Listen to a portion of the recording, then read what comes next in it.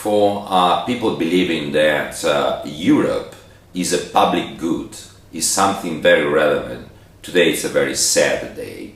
And this is not just simply related to numbers and figures that in the last week we read on newspaper exploring the costs, the consequences of an exit of the Great Britain for Europe.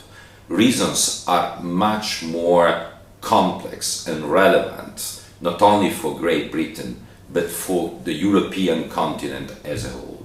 Three aspects is necessary to highlight. The first one is that we have to face the risk of a domino effect. That means that other countries, other states can raise the hand and to say we want to run a referendum, and the risk could be very high.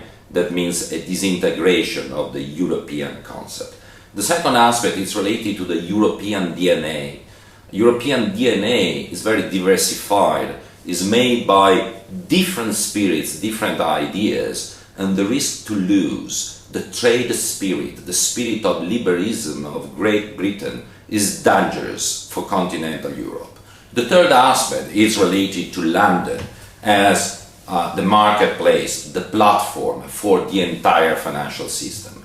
This is a quite sensitive issue because most of investment banks, brokers, dealers, insurance companies are located in London, and you don't have to think that to run cut and paste it's very easy. It's not possible tomorrow morning to say let's move the entire system to Dublin, to Madrid, to Paris, to Milan or to Frankfurt.